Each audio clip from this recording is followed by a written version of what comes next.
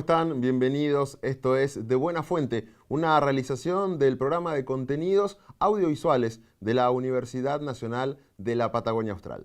¿Qué tal? Bienvenidos a todos. Queremos contarles que la temática de hoy es más que interesante y por eso tenemos el siguiente panel que ya vamos a darle la bienvenida también. Hablamos de la psicóloga Silvia Golubiski. ¿Cómo estás, Silvia? Bienvenida. ¿Qué tal? Muy contenta de estar acá con ustedes. Muchas gracias por invitarme. También tenemos otro de los invitados, es Sergio Antonio Ramírez Novo. Él es docente de una de las escuelas de aquí de nuestra ciudad y además ha trabajado la temática que nos convoca en el día de hoy. El licenciado en psicopedagogía Diego Pérez. Diego, ¿cómo estás? Muy bien, gracias. Gracias por la invitación. Y también nos está acompañando la profesora Luz Bustamante, quien pertenece a una organización no gubernamental que se denomina Paz, Amistad y Unidad. Para que ustedes sepan de qué estamos hablando, vamos a introducirnos ya en el tema del día.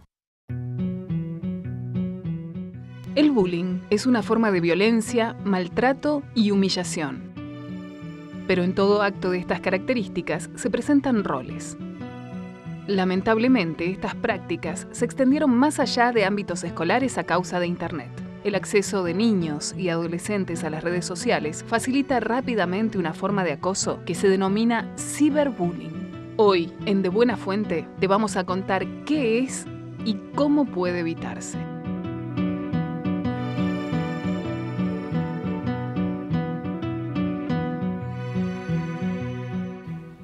Bueno, queremos saber de qué se trata el tema de hoy. Hablamos de bullying, algo de lo que sabemos desde hace tiempo, Facu, pero ahora se ha trascendido más este tema a causa de las nuevas tecnologías, de las redes sociales, del contacto que tienen los chicos con esto. Y un poco queremos saber la experiencia de cada uno de ustedes en sus distintos lugares, de qué se trata y cómo podemos prevenirlo. Por supuesto. Hoy decimos bullying, le ponemos inclusive un mote, que antes a nosotros solamente nos remitía el acoso escolar. Hoy a través de las nuevas tecnologías se refieren a otro tipo de acoso. Sergio, sí. El bullying, este acoso, ¿es de ahora o antes las escuelas también tenían este problema? No, desde mi punto de vista esto siempre existió, sino que a medida que fue pasando el tiempo se fue marcando más, se fue evidenciando más. Todo depende de la observación que vos tengas, cómo puedas intervenir, poder tratar de, en lo posible, acercarte con cada uno de los chicos, entablar una conversación, su entorno, que es muy importante. Hoy por hoy nosotros notamos cuando el chico está distraído, se aleja de los grupos, que está teniendo un problema. Y bueno, ahí están nosotros como profesionales, como docentes, como adultos, acercarnos y preguntarles, ¿qué les pasa? En la presentación, Sergio, contábamos que ustedes en la escuela se habían ocupado fundamentalmente de este problema. Darle un espacio, ocuparse. ¿Y cómo? ¿Cómo se ha trabajado esto? Bueno, primeramente nos reunimos con los padres de cada uno de los chicos. Les fuimos comentando que en ciertos momentos, en horas de la clase, en el recreo y con el tema del celular, se empezaban a escribir cosas personales que dañaban la moral de cada persona. Y a medida que esto se fue trascendiendo, se fue magnificando, porque cada uno de estos chicos, que son cinco niñas, empezaron a magnificar las cosas, o sea, de algo pequeño a agrandarse. Entonces lo primero que hicimos nosotros fue llamarle a los padres, comentarles que está habiendo un inconveniente en el establecimiento y que queríamos, como escuela, juntarnos con cada uno de sus hijos, pedirle permiso como padre, ¿no?, para podernos juntar, tener una conversación con esos chicos y preguntarle qué es lo que le está pasando. La escuela nos cede el espacio, nos acercamos a cada uno de los chicos y fueron contando experiencias y cosas que no solamente pasaban ahora, sino que el problema ya venía de años atrás. Y bueno, creamos el vínculo con esas personas, con esos niños, porque no todo es color de rosa, no te quieren contar sus problemas de golpe, tenés que acercarte, buscar la confianza, y una vez que se logra eso, te cuentan todo. lo que le molesta, lo que les dañan, lo que le haces mal, y qué opinan del otro, porque ellos en todo momento piensan de qué va a pensar el otro. Porque uno de una mirada, un punto de vista, no dice, me está pasando algo. No, nadie se da cuenta. Solamente el grupo que le está dañando. ¿Es tan así, Silvia, que nadie se da cuenta? ¿Qué pasa con los papás? ¿Cómo podemos reaccionar frente a estas consecuencias de lo que puede estar sufriendo alguno de nuestros hijos? Bueno, me parece muy interesante la pregunta que me haces, porque yo creo que hay 3 lugares, 3 sitios en los que se puede trabajar de manera efectiva. Uno es el chico que está siendo agredido, el otro es el chico o los chicos que son agresores, y otro, que es muy interesante esto, es el grupo que los rodea.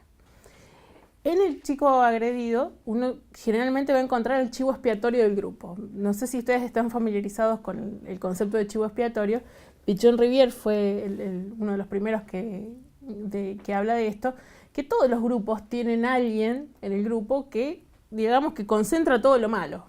Y los adolescentes, por su inseguridad, porque están creciendo, porque tienen un cuerpo que no pueden manejar, proyectan todo eso que no les gusta de ellos en esta persona. Vos sos el que es gordo, vos sos el que es feo, vos sos el que es gay, vos sos el que tenés el pelo así, etcétera, etcétera. Lo que suele suceder con estos chicos es que están acostumbrados a ser puestos en este lugar, entonces no pueden ponerle límite a esa situación. Entonces con ese chico hay que trabajar en empoderarlo, en que él tome en sus manos y aprenda a poner límites y decir, a mí no me hables así, ¿sí? Por otro lado, tenemos al agresor. El agresor no es agresor por casualidad. Justamente hay cosas que lo están angustiando, que le está proyectando en esa figura del chico agredido. Entonces hay que trabajar con él. Lacan decía que todo asesinato en el fondo es un suicidio. Entonces yo le hago al otro lo que en realidad creo que necesito hacerme a mí mismo, ¿sí? Entonces todo tipo de agresión va por ese lugar.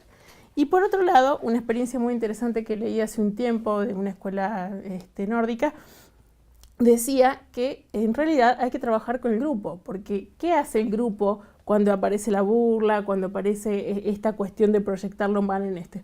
Se ríe, son cómplices, hay guiños, entonces no son del todo inocentes. Entonces, generalmente esos ideales, digamos, son los ideales de una sociedad, ¿sí? Esto de el lindo, el flaco, el heterosexual y todo eso, son ideales de una sociedad. Entonces, justamente por eso, a veces los adultos no pueden poner un límite. Porque si bien ellos saben que la agresión está mal, ellos tienen esos ideales también y tienen esas mismas inseguridades. Entonces, a la hora de poner el límite, no saben qué decirlo porque ellos mismos se sienten de alguna manera inseguros ante esos temas. Entonces, creo que es muy interesante en el trabajo que tenemos los psicólogos ver todos los polos, o sea, porque justamente lo que ocurre generalmente es que nos concentramos en atender al chico y en protegerlo, al chico agredido. Y que no, que pobrecito, que no hay que hacer eso, que esto, que lo otro. Pero hay que ver que los agresores también seguramente están sufriendo algún tipo de daño, algún tipo de herida que no pueden elaborar de alguna manera. Claro, por la cual actúan de esa manera. Vamos a hacer un pequeño impasse y vamos a poner uno de los primeros disparadores. Ustedes saben que nuestros informes que dividimos y mostramos a lo largo del programa nos van a ir dando letra para ir consultando sobre otros aspectos y también conocer la opinión de nuestros panelistas. Este es el primero de los informes del tema de hoy. Cansado de las burlas y el ensañamiento, un niño le plantea a sus padres que ya no quiere ir a la escuela. Un grupo de adolescentes ataca con navajas a una compañera de aula por la aportación de un tipo de belleza que molesta. Una niña muere luego de la terrible golpiza a la que la someten sus compañeros. Todos víctimas de maltrato, acoso y persecución, presos de un mismo fenómeno de larga data, pero que hoy muchos conocemos como bullying. El bullying, que es el acoso entre compañeros de escuela, es un mal de la época. Siempre existió el acoso de unos a otros, pero no la modalidad que adquirió la violencia en la actualidad, en donde el bullying es todo un dispositivo psicopatológico, en donde hay protagonistas que están muy bien delimitados, está la víctima propiamente dicha, que es el que se somete a una situación de maltrato, un matón, que en general no es el que acciona sobre el otro, sino es el autor intelectual. es el que planifica una escena que necesita de un tercer protagonista, que son los colaboradores, que son los que ejecutan la acción de maltrato. Y por supuesto el matón necesita testigos, auditorio, y los llevan a las redes sociales. Es decir, que el bullying, tal como se entiende en la actualidad, no es simplemente la pelea entre compañeros de escuela. Según la Organización Mundial de la Salud, cuando se habla de bullying, se lo considera como una nueva epidemia del siglo XXI, ya que no respeta fronteras ni clases sociales. Según un relevamiento realizado por la Asociación Ciudades Sin Bullying, 4 de cada 10 chicos de entre 13 y 16 años son víctimas. Aunque en el estudio participaron 1.700 estudiantes secundarios de colegios de la provincia de Buenos Aires, los datos coinciden con estudios previos en otros sitios del país. Para que una conducta pueda ser clasificada como bullying, deben poder advertirse 4 tipos de violencia. La física y la verbal, que son las más evidentes, pero también está la psicológica y la simbólica. La psicológica es el acoso propiamente dicho, es la persecución, ¿no? Y la simbólica tiene que ver con la segregación y la humillación, discriminarlo del contexto, aislarlo, dejarlo solo, someterlo.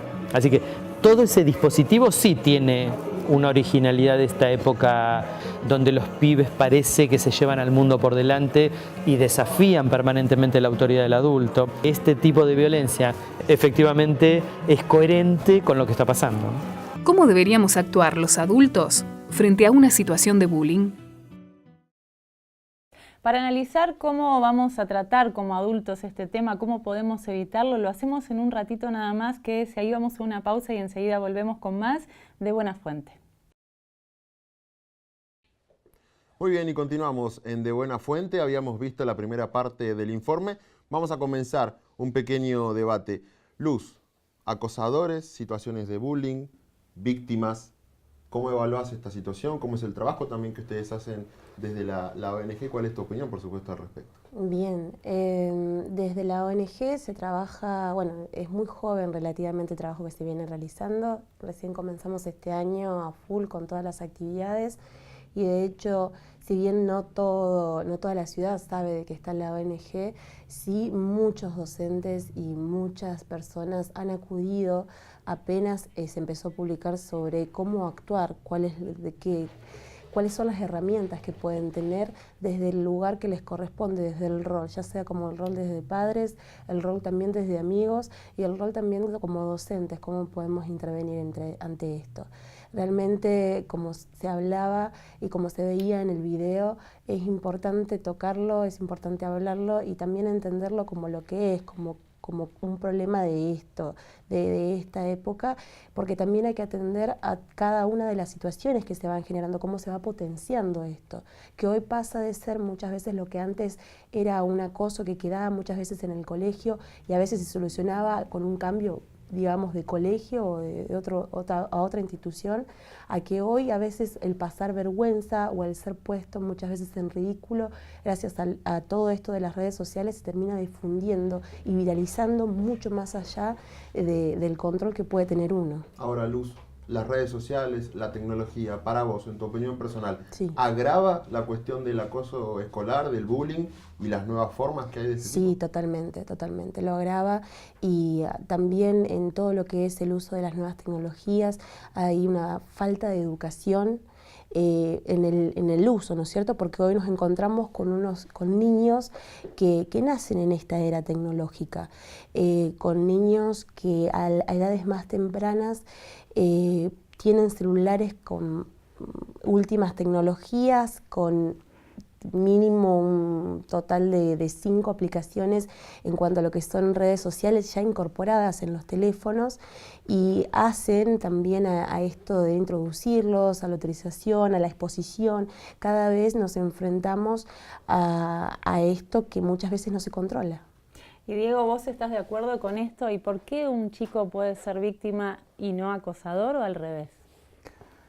Respecto a las redes sociales, bien es cierto lo que dice Luz, digamos que ha agravado la situación y también estoy muy de acuerdo que hace falta mucha educación respecto a esto, no solamente en niños, adolescentes, adultos también.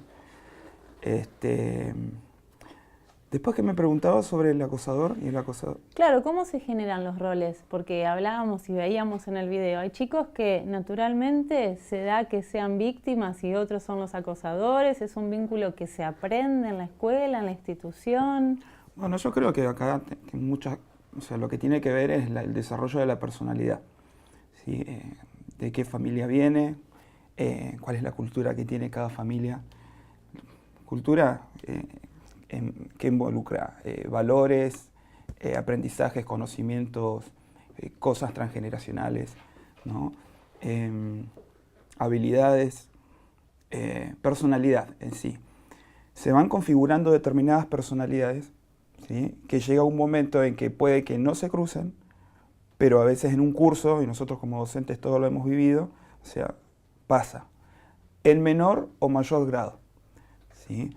Lo que yo quería, digamos, hacer un énfasis importante es en el que la responsabilidad institucional que hay y que a veces no depende solamente de las familias.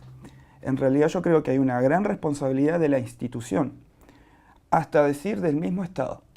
¿Por qué? Hay determinados protocolos a seguir que dentro de la institución se tienen que llevar adelante. A veces el docente, si no está interiorizado de los protocolos, digamos, de cómo actuar ante estos casos, puede agravar la situación. Entonces, es como veíamos en el informe recién, es todo un entorno y todo un aparato que se empieza a desarrollar y que si la institución no está preparada, digamos, el evento que ocurrió entre el acosador y el acosado es tan solo el inicio de algo que se venía generando hacia tiempos atrás. Pero puede ser, si institucionalmente no estamos preparados, la escuela no está preparada, los docentes no están formados, incluso más, afuera de cuando la escuela no puede con estos casos a veces, los tiene que derivar. En el caso nuestro es a la Dirección de Niñez, Adolescencia y Familia. ¿Y qué pasa? Deriva este caso a esta dirección. Y a veces esta dirección está con mucho trabajo y no alcanza a los profesionales. Entonces, a lo que yo quiero llegar es de que estamos ante una problemática que no se reduce solamente al acosador y al acosado, sino a una problemática institucional que va de micro a macro y de que nos genera graves problemas en la educación.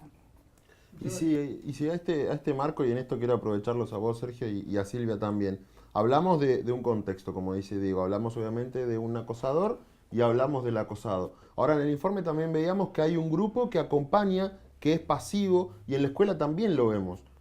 ¿Qué hacemos? ¿Cómo reaccionamos? ¿Qué se puede hacer? ¿Y cómo nos ocupamos también de ese grupo que es cómplice, entre comillas, de alguna manera de todos estos eventos? Bueno, me parece muy interesante lo que planteas. ¿Cómo se trabaja con el grupo? Bueno, en ese caso yo creo que son necesarios los profesionales dentro del colegio. Porque el docente en general puede saber mucho de su materia, acerca de educación, acerca de cómo vincularse con los chicos, pero hay ciertas lecturas que son propias de nuestra profesión.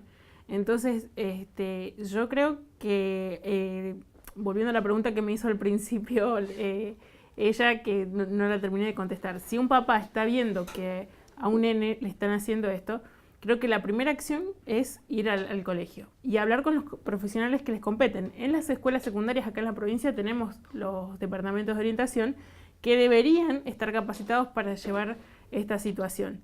En los grupos hay que saber que siempre va a existir cierta tensión y cierto conflicto. No existe un curso ideal en el que todos se lleven bien, en el que nadie se pelee, etcétera, etcétera. Pero hay cuestiones, como decía Diego hace un rato, que tienen que ver con lo institucional y que, bueno, habrá que trabajar con qué están haciendo cada uno de los actores. Si yo soy un papá, el primer paso es ir hasta el colegio y ver que los actores estén accionando las palancas correspondientes. Ahora, yo creo que generalmente los chicos que se ponen en esta posición en la escuela algo traen de la casa. O sea, creo que en la casa también suelen estar en este lugar de chivo expiatorio. Y no, bueno, vos sos el esto, vos sos el aquello, entonces suelen estar segregados. También muchas veces les cuesta ser amigos en el barrio. Entonces, siendo que yo sea el papá del agresor o el papá de la víctima, creo que lo más aconsejable es consultar a un especialista, porque bueno, hay algo ahí que no está funcionando en cuanto al deseo, en cuanto a los vínculos, en cuanto a la manera de pararse frente a la vida. Y saber, otra cosa que cuesta mucho que los papás entiendan, que los chicos van a sufrir en la vida. Y esto tiene que servir de aprendizaje para más adelante. En las empresas, en los ámbitos de trabajo de adultos, también existen conflictos y también existen chivos expiatorios y a veces son muy salvajes las peleas. O sea, si uno va al ámbito de los médicos, por ejemplo, es una competencia muy salvaje, se usa mucho lo que se llama moving, que vendría a ser el bullying adulto. Entonces, si el chico no aprende ahora a lidiar con este tipo de cosas, cuando sea adulto va a estar mucho más indefenso. Entonces hay que sacar esta idealización de que no, a mi hijo no le tiene que pasar nada, yo siempre lo voy a proteger. Los chicos tienen que aprender a enfrentar este tipo de situaciones y tienen que aprender a salir adelante. François Dolto, que era una analista de niños muy, muy conocida y que a mí me gusta mucho, decía, el chico no adquiere seguridad por las cosas de lo que se lo protegen, sino por las cosas que supera. Entonces, si a mí me hicieron bullying en algún momento y yo lo pude superar, eso a mí me da cierta fortaleza. Entonces, que sepan que esto no tiene que terminar como termina muchas veces en un suicidio, cosas por el estilo. Se puede superar, se puede salir adelante y eso va a dar muchas herramientas para cuando el chico sea adulto.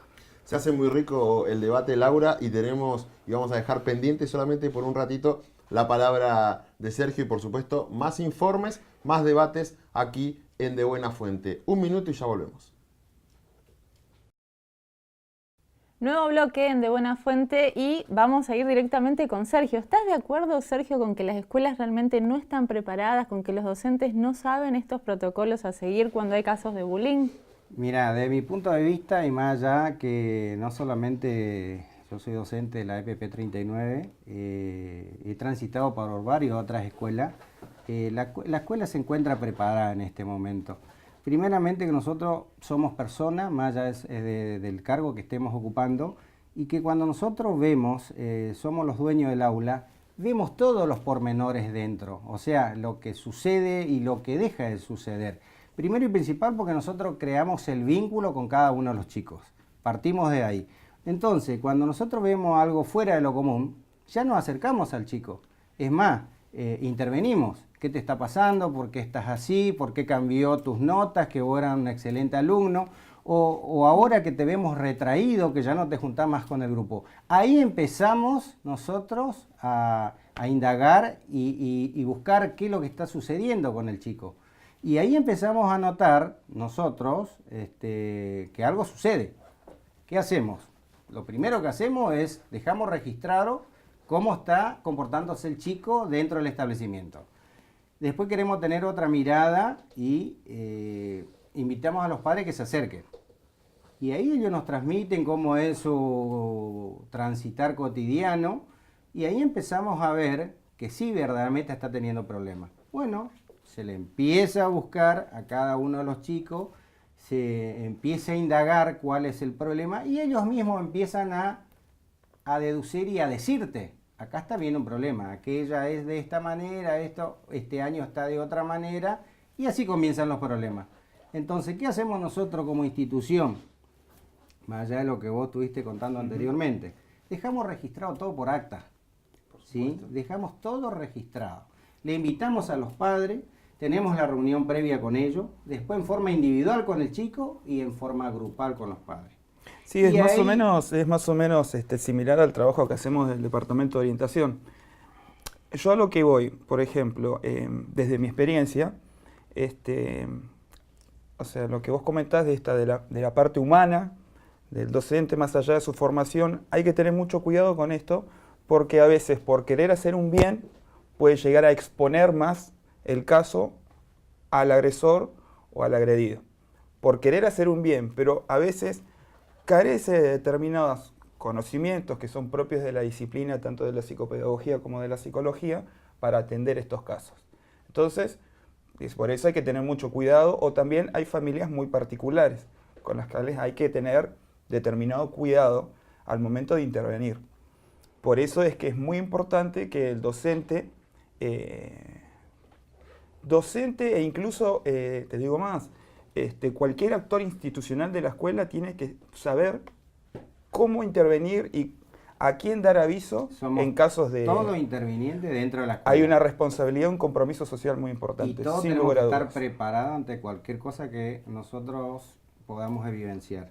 ¿Sí? Está en nosotros todo eso. Sí, y bueno, y como decía Silvia, el de la familia también, la responsabilidad de la familia de comunicarlo. ¿Sí? Entonces esto es un trabajo con una coordinación muy importante en donde todos tienen que aportar por el bien de los muchas chicos. veces los padres no se tienen vergüenza también, no quieren acercarse a la escuela porque mi hijo tendrá problemas. ¿Qué problema puede tener mi hijo? Claro. ¿Sí? Porque ellos tienen una mirada como adultos, pero no bajan la mirada a la edad que tiene el chico o lo que puede estar pasando. Y ahí ese sí verdaderamente es un problema. Muy interesante. Vamos a ver otra nueva parte del informe que tenemos para ustedes para compartir esto de que estamos hablando aquí en el panel de bullying. Los beneficios que aporta la tecnología a la vida diaria son innumerables, en especial si pensamos en las nuevas maneras de comunicarnos. Redes sociales, páginas web, Facebook, Messenger, mensajería instantánea y tantos otros son parte de nuestra cotidianeidad y nos relacionan con el mundo entero desde el living de casa. En contrapartida, la masificación de Internet facilita el anonimato, la creación de identidades falsas para pedófilos y abusadores que pueden llevar sus fantasías al acecho. Es aquí donde pueden esconderse riesgos en el caso de los chicos, ya que son una tierra fértil donde poder captarlos. El Código Penal condena a quienes por medio de comunicaciones electrónicas contacte a una persona menor de edad con el propósito de cometer cualquier delito contra la integridad sexual de la misma. Este tipo de delito se denomina grooming y no es necesario que la víctima y el victimario se encuentren físicamente para que se produzca el delito. Las redes sociales pueden ser, digamos, un riesgo para los jóvenes, sobre todo por el desconocimiento que ellos muchas veces tienen acerca de las potencialidades peligrosas de estas, podríamos decir, herramientas, al ser, digamos, una interacción que se produce mediada por una tecnología. Muchas veces eso genera la fantasía de que estamos muy lejos del riesgo y eso no es así. Y esto puede llevar a engaños o a prácticas que pueden ser prácticas de violencia hacia los jóvenes o incluso prácticas estrictamente delictivas como el grooming, ¿no? Tampoco tienen conciencia los jóvenes es que cuando publican algo en las redes sociales o en la internet, una vez que lo publican ya no tienen control de esa publicación, ¿no? Cualquiera puede hacer de eso el uso que desee, ¿no? Ante todo esto, ¿cómo evitamos que nuestros niños, niñas y adolescentes se involucren en conversaciones a las que no tenemos ningún tipo de acceso? ¿Presentan síntomas o conducta alguna las víctimas de estas prácticas? Muy bien, y continuamos en De Buena Fuente. Por supuesto, el debate, Laura, se está haciendo cada vez más rico y lo interesante es continuar conociendo las experiencias y, por qué no, también las opiniones. Luz, para lo que venimos conversando y obviamente lo que se está discutiendo, ¿cuál es tu punto de vista en función de esto de responsabilidades, si la escuela, si los padres, si se ataca o no el problema? Bien, a nivel del trabajo que se vino generando, se vinieron haciendo ya unas charlas de prevención que nosotros tratamos de abrirlo a público en general. ¿Por qué lo toco el tema? Porque cuando nosotros hablamos de ambiente educativo, se cree solamente como ambiente educativo al alumno, al docente y el edificio educativo. Es lo primero que lo que nosotros pensamos. Pero cuando nosotros hablamos, más de lleno, ¿sí? Cuando hablamos en general violencia escolar, no estamos hablando solamente de alumno docente. Nosotros estamos hablando ya de violencia escolar, parte incluso hasta lo que son las agresiones desde un vidrio roto hacia la institución. Cuando nosotros tocamos y queremos hablar de estos temas, es importante abrirlo a público en general. ¿Por qué? Porque si bien es rol del docente muchas veces denunciar cuando se ve estos casos y tomar acciones, lo importante es entender de que también el bullying como tal O sea, una cosa es violencia escolar y también otra cosa es bullying. Eso también hay que entenderlo y hay que separarlo. Cuando nosotros hablamos de bullying, hablamos de un acoso de manera reiterada. Hablamos de desequilibrio de poder. Cuando nosotros hablamos de bullying, hablamos de que el chico sabe de que por lo menos mínimo 1 o 2 veces a la semana va a ser puesto en ridículo, va a ser agredido, va a ser puesto en vergüenza o va a ser muchas veces excluido. Entonces, es importante entender de que todas estas conductas no suelen ser frente también de quien es docente, ¿sí? Estas conductas muchas veces pasan en los recreos, pasan en las salidas de los colegios, y para que nosotros podamos hacer un trabajo de campo completo, como debe ser, debe estar muchas veces atento quien es portero, quien es bibliotecario, quien se encarga muchas veces de entregar el personal de maestranza. Es importante que todos tengamos conocimientos para poder hacer una adecuada atención. Cuando también hablamos de violencia escolar, ahí sí hablamos de, por ejemplo, una pelea que sea casual o que sea un evento individual, ¿sí? Entonces, cuando nosotros hablamos de violencia escolar, hablamos muchas veces de estos conflictos. Hablamos de conflictos, hablamos de esto cuando se pasa y llegan a las noticias, llegan los videos. Es bueno poder tocar estos temas y es bueno tocarlos en esta mesa, porque también cuando nosotros hablamos de bullying ahora se ha viralizado tanto, se ha puesto de moda el tema y ahora cualquier cosa es bullying. Ahora, Silvia, a mí lo que me preocupa pensar es que estamos hablando de la escuela por ahí como si fuera una burbuja que aparece. La escuela está dentro de una sociedad en la que todos vivimos y la violencia que se vive en estos casos de acoso escolar cada vez es mayor. Antes teníamos casos como los que habías mencionado antes, respecto a llamar a un chico petizo, alto, gordo, flaco, pero ahora ya al punto de pegarle, de someterlo de una manera extrema. Sí, creo que una de las cosas que tenemos que entender como sociedad es que la violencia es lo más básico del ser humano, es lo más primitivo. No es que es un elemento que vino a introducirse desde afuera, todos que éramos unos santos puros que no teníamos violencia. La violencia está dentro de todos. La diferencia es lo que cada uno hace con eso. La violencia es energía. Por ejemplo, un bebé es muy violento, agarra el pelo, tira, es desorganizado. Ahora, todas las sociedades manejan su violencia de una determinada manera. En nuestra sociedad de hoy vemos individuos cada vez más desamparados, cada vez más individualistas, cada vez más solos, cada vez más encerrados, y eso tiende a que los individuos no sepan cómo manejar sus vínculos, cómo vincularse de una manera respetuosa, que estemos cada vez más aislados, que no hemos perdido la cuestión comunitaria y la cuestión de tribu. Y entonces eso hace que nos estemos educando para ser cada vez más individualistas, competitivos, etcétera, etcétera. Entonces creo que como sociedad tenemos que rever qué es lo que queremos para nuestra sociedad en general. Si queremos vincularnos como nos venimos vinculando hasta ahora, desde el individualismo y la competencia, o si queremos empezar a apostar a los vínculos y a las comunidades. Vamos a seguir hablando de esto en el próximo bloque, pero vamos a hacer una pausa cortita, Facu. Así es, pausa y volvemos con más tratamiento sobre, obviamente, el tema de hoy, esto del bullying y el acoso escolar y, por supuesto, las distintas derivaciones que aquí surgen en este planteo y en este debate. Ya volvemos. Nos metemos en el último bloque de Buena Fuente y, por supuesto, el tema de bullying no solo nos ha llevado a poder debatir y poder conocer distintas opiniones, sino que hemos enriquecido un debate muy interesante. Sí, sobre todo si nos preguntamos en este tema de las tecnologías, si agravan estas conductas, si no, que se expande con más facilidad, eso lo tenemos todos claro. E inclusive hay otras formas que son las que también pueden causarnos alguna especie de temor, como lo conocido como el grooming, cuando ya estamos hablando de un acoso sexual a través de las redes sociales. Como padres y como responsables dentro de una sociedad tenemos que saber cómo podemos evitar estas conductas. Por supuesto, y además estamos conociendo también diversas estrategias comunicativas, publicitarias o de propaganda de distintos gobiernos de diferentes estados, de distintas partes del mundo, que tratan de ocuparse de este problema y de, obviamente, su prevención. Ahora, para el debate, ¿estamos de acuerdo, por ejemplo, con la forma en la que se hace propaganda, se publicita, se trata de prevenir, supongamos poniendo gente que está maquillada como si estuviera golpeada? ¿Cuál es tu opinión, Silvia? No, en general yo no soy de esta opinión. Los psicoanalistas generalmente tratamos de generar en cualquier ámbito en el que se intente debatir o en el que se intente reflexionar condiciones de seguridad psicológica, se llama.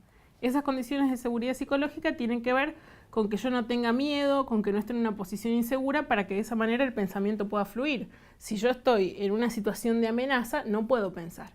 Muchas veces los medios masivos de comunicación apuntan a causar el shock. Y entonces, desde esa posición de shock no es la mejor para pensar, porque el shock lo que tiende es hacerte actuar inmediatamente. En Río de Janeiro pasó un caso muy interesante de un secuestro que a un autobús, que lo hizo un chico con una navaja, un chico muy marginal, etcétera, etcétera, y la policía permitió que hubiese cámaras durante todo el secuestro. Cuando sale el chico, había un montón de gente tratando de agarrarlo para matarlo. Porque cuando yo genero miedo en el otro, lo primero es la agresión. Entonces creo que eso es parte de lo que veníamos charlando de qué queremos para nuestra sociedad. Si queremos una sociedad que reaccione en lugar de pensar, podemos seguir poniéndolos desde una cuestión de miedo y seguir tratando estas temáticas desde el sensacionalismo. Si yo necesito pensar, necesito generar otros contextos para la discusión y para el debate. No, y sobre todo esto que, perdón, ahora te dejo. Te agarro el tema justo porque está ideal poder meter el bocadillo, digamos. En esto del miedo también a lo desconocido, en esto también de cómo nos repercute como padres cuando nos enteramos que nuestro hijo sufre o es víctima de esto del bullying, también genera culpa, genera esto de también echarle la culpa al otro que hice mal, como con los reproches, o actuar de manera agresiva.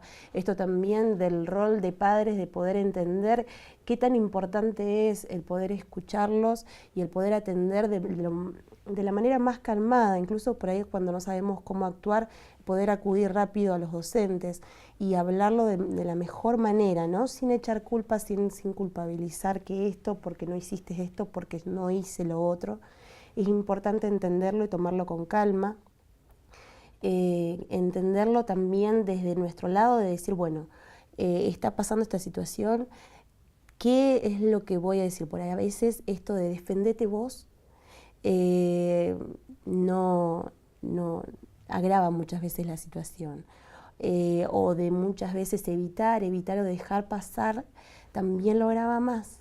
El no escuchar, el no prestar atención, a veces los chicos no suelen venir a decirte qué está pasando algo en concreto, pero sí por ahí esto de todo lo psicosomático, de que justo antes del colegio, de la entrada, le duele la panza, no quiere ir, o lo expresa muchas veces, no quiere ir al colegio, algo está pasando, también es importante atenderlo. Una calificación puede bajar. Escolar. En este caso es algo, pero de siempre, o sea, el vínculo entre la familia y la escuela tiene que ser algo totalmente fluido, es la única manera, digamos, de ayudar. Después quería opinar un poquito sobre las nuevas tecnologías, o sea, el advenimiento de las nuevas tecnologías, que fue una ola gigante que nos arrolló a todos y ahora estamos todos tratando de organizarnos nuevamente mediante nuevas reglas. ¿Esto a qué aplica? Que la familia también tiene que asumir nuevas reglas dentro de la casa con el uso de los dispositivos. No puede ser algo totalmente anárquico, por así decir. Entonces, este programa seguramente lo van a ver un montón de padres, o sea, está bueno decirles, o sea, más allá de lo importante del diálogo, de la reflexión, de la conversación que tengan con la escuela, ¿no?